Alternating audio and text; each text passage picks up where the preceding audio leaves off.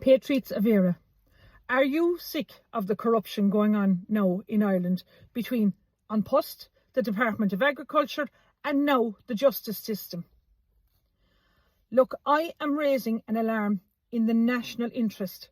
What's happening in Tralee courts across the political system in Kerry is no longer isolated.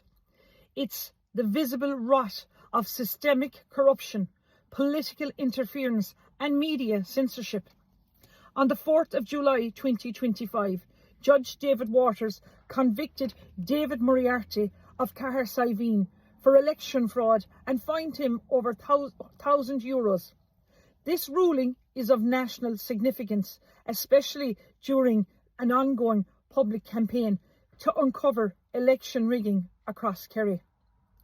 Yet, I was told by the court office that Judge David Waters was going on holidays yesterday evening, and yesterday was his last day in Kinmare Court until October. He'll be on holidays for the next 2 months. And I wrote a letter, and the court services have acknowledged that Judge Waters saw the letter where I requested a copy of the judgment of this election fraud. But yet, when I go and ask the court services, what did Judge David Waters say? I'm being stonewalled by silence. Yet, Deirdre Mulcahy, the manager of Tralee Court Services, refused to give me a copy of this judgment, even after I offered to pay the legal €15 fee at Tralee Court Services desk. So now I must ask the question publicly. Why did Deirdre Mulcahy refuse me a public judgment? Is she protecting her superior, Padraig Burke, who is the returning officer for Kerry in both the local and general elections, and who has also, Padraig Burke, has remained silenced? Why isn't he making a formal statement of this election fraud? Is she protecting the Healy-Rae cartel dynasty? What are they all hiding? Are they all in this election fraud together, I ask? That's the $1 million question I now demand answers. Deirdre Mulcahy of Tralee Court Services has inflicted deliberate harm on me over the past 5 years. She's now barring me from Tralee Court Service office desk. She's blocking my access to my own files and to judgments files out of public interest. She's letting orders be written up incorrectly, orders that judges have given me in court, and she, under her watch, is allowing them orders to be written up incorrectly. She's also overseeing files that have conveniently gone missing in courtrooms for my cases, like affidavits of service have gone mysteriously missing. Only thank God that I was smart enough and cute enough to have backups of these in my files.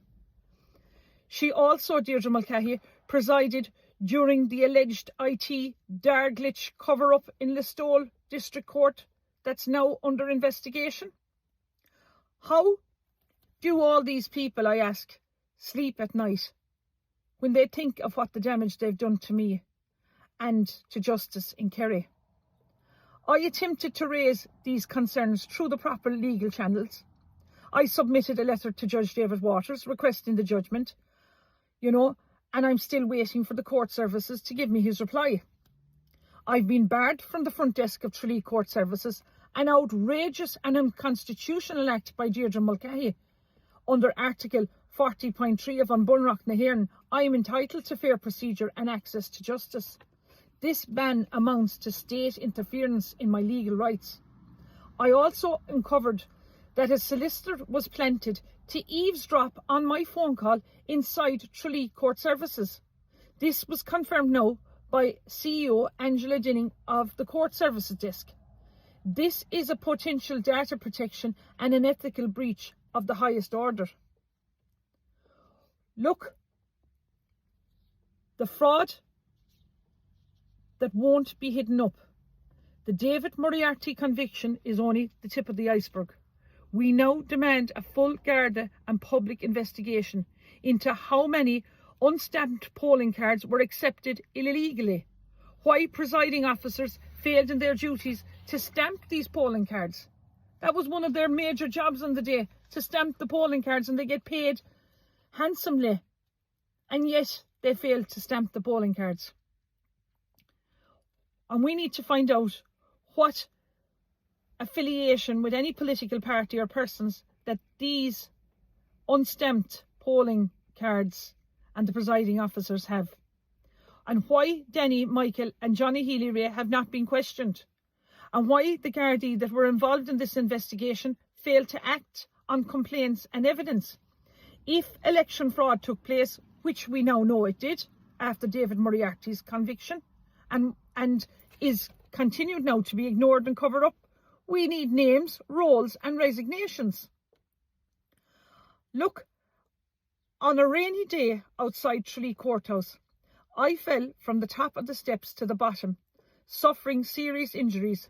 The steps were wet, covered in leaves and unsafe.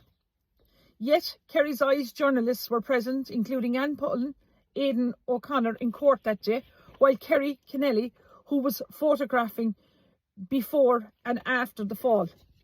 And yet they said nothing, not one article, not one headline.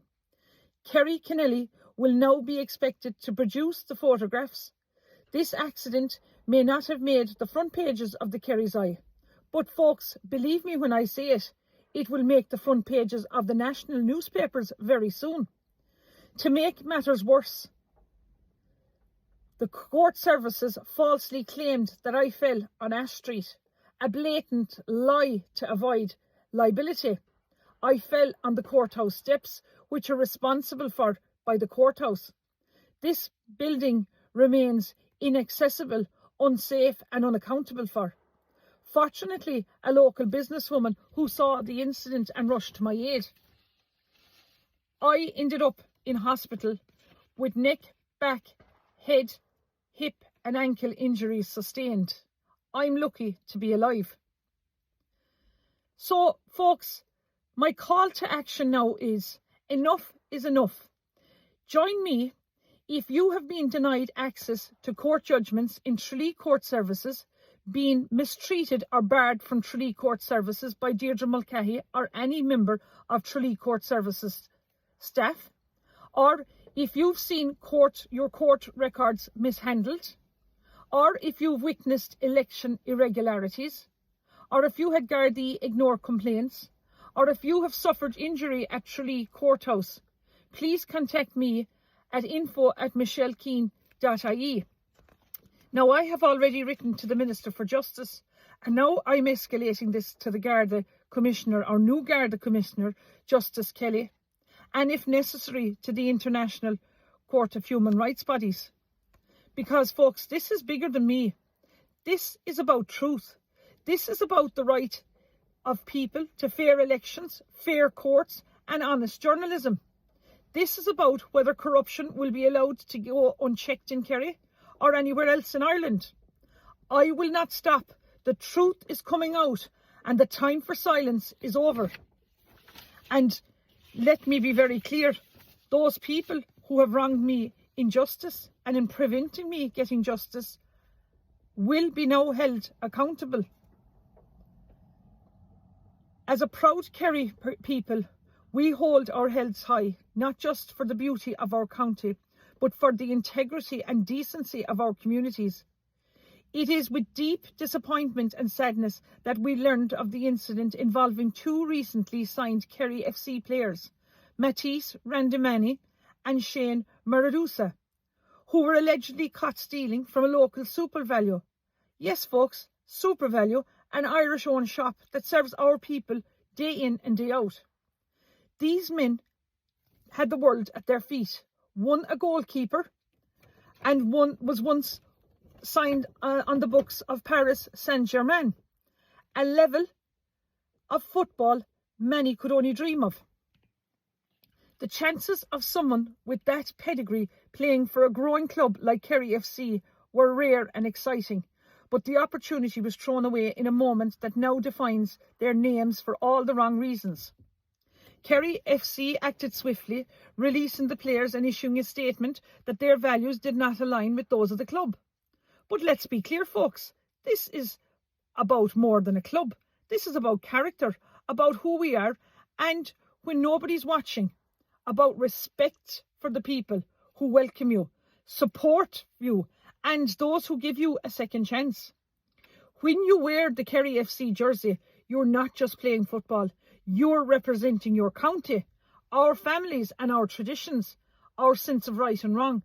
And we simply cannot accept behaviour that tarnishes that jersey, especially when it dishonours the good name and honesty of the Kerry people.